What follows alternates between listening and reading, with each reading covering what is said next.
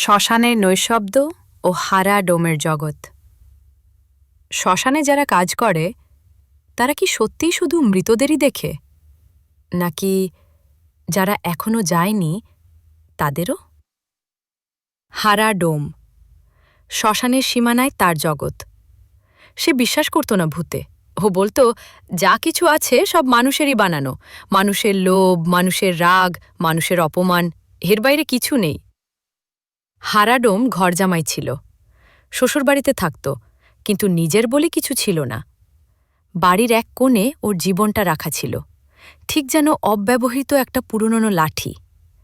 শীতকালে রাতের মেঝেতে শোয়া এই অপমানটা ওর শরীরের চেয়ে মাথায় বেশি ঠান্ডা ঢুকিয়েছিল। এই অপমানটা ছিল নীরব, ধারালো, ঠিক যেমন ধারালো হয় মানুষের উপেক্ষা। নীরবতার মাঝে খাটের আবিষ্কার। সেই রাতের কথা। পৌষ মাসের হাড় কাঁপানো ঠান্ডা। শ্মশানে একটি শব এসেছে, আধপোড়া কাঠগুলো থেকে তখনও ধোঁয়া উঠছে। হাড়া কাজ করছিল, নিঃশব্দে, অভ্যাস মতো। হঠাৎ ওর চোখ গেল পোড়ানো জায়গার কিছুটা দূরে। একটা খাট, পোড়ার আগেই পড়ে আছে। কাঠটা শক্ত, সেগুন কাঠের মতো ভারী, নতুন, কিন্তু অদ্ভুতভাবে ঠান্ডা, যেন 100 বছর ধরে বরফের নিচে ছিল। হারাডোম তখন ভাবেনি কেন একটা দামি খাট শ্মশানে আসে। কে নিয়ে এলো, কেন ফেলে গেল? কোনো প্রশ্ন ওর মনে আসেনি। ও শুধু ভাবল, এই খাটটা হলে আজ আর মেঝেতে শুতে হবে না। এইটা আমার, অন্তত এই এক টুকরো কাঠ আমার। অন্ধকারে নিজের জীবনের সব অপমানকে কাঁধে নিয়ে ও খাটটা টেনে হিজড়ে নিজের ঝুপড়িতে নিয়ে এলো। সেই রাতে ওর ঘুম হয়েছিল। দীর্ঘদিনের অপমানের পর একটি নিজস্ব খাটে শোবার আরাম। খাটটা বাড়িতে আসার পর বাড়িতে বদলাতে শুরু করল। কোনো আওয়াজ না, কোনো শব্দ না, শুধু একটা অনুভূতি। ঘরে কেউ আছে, এই অনুভূতি। প্রথমে হারাডোমের স্ত্রী। সে রাতে হঠাৎ মাঝরাতে উঠে বসে থাকত। কোনো কারণ নেই, শুধু বসে থাকা, ফ্যালফাল করে চেয়ে থাকা। তারপর শ্বশুর মশাই, যিনি সারা দিন চিৎকার করে হুকুম করতেন, তিনি হঠাৎ করে চুপ করে গেলেন, কারো সঙ্গে কথা বলেন না, যেন কথা বলার ভাষাটা হারিয়ে গেছে। রাতে ঘুম ভাঙলে দেখা যেত সবাই জেগে, কিন্তু কেউ কথা বলছে না। এক নিস্তব্ধ শীতলতা যেন ঘরের বাতাসকে গ্রাস করেছে। বোবা হয়ে যাওয়া মানে শুধু চুপ করে যাওয়া নয়। ওরা চুপ করেছিল কারণ কিছু একটা দেখছিল, যেটা বলার ভাষা নেই। নীরবতা যেন তাদের গলার স্বর চুরি করে নিচ্ছিল। হারাডোম তখনও ভাবছিল, সবই কাকতালীয়, ঠান্ডার দোষ, ঋতুর দোষ। সে খাটটাকে আঁকড়ে ধরেছিল কারণ ওইটা তার একমাত্র নিজস্ব সম্পদ ছিল। হারাডোমের সংঘাত ও চূড়ান্ত মুহূর্ত, কিন্তু নীরবতার আঁচ অবশেষে হারাডোমের গায়েও পড়ল। সে এক রাতে জেগে ওঠে।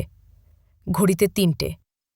স্ত্রী, শ্বশুর শাশুড়ি সবাই খাটের চারপাশে দাঁড়িয়ে আছে, নির্বাক, পাথরের মতো স্থির।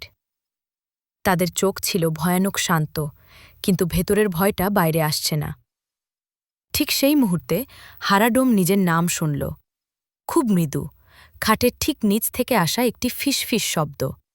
সে লাফ দিয়ে উঠল, খাটটা ধাক্কা মেরে সরিয়ে দিল। নিচে কিছু নেই, শুধু ধুলো আর পুরনো কাঠ। কিন্তু শব্দটি মিথ্যা ছিল না। সেই রাতেও বুঝল, এই নীরবতা কোনো রোগ নয়, এটা কোনো কাকতালীয় ঘটনা নয়। ওই খাটটা শ্মশানের মাটি থেকে একটা গভীর, ঠান্ডা নীরবতা নিয়ে এসেছিল। এই মুহূর্তেও তা নিয়ে এসেছিল। অবশেষেও গেল তান্ত্রিকের কাছে। অনেক দূরে এক পুরনো বটগাছের নিচে তান্ত্রিক থাকতেন। হারাডোম সমস্ত ঘটনা খুলে বলল। তান্ত্রিক খাটটা ছুঁয়েই বললেন, এইটা কোনো লাশের আত্মা না। লাশের আত্মা তো মুক্তির খোঁজে যায়। এইটা অপমানের স্মৃতি, দীর্ঘদিনের নীরব প্রতিবাদের ভার। তান্ত্রিক বোঝালেন, যে মানুষটা এই খাটে মরেছিল সে কথা বলতে পারেনি, প্রতিবাদ করতে পারেনি।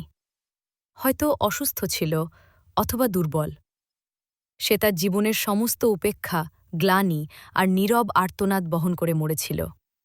তাই যাওয়ার সময় সে তার ভাষাটা, তার প্রতিবাদের ক্ষমতাটা এই খাটে জমা করে রেখে গেছে। এই নীরবতা এক ধরনের অভিশাপ।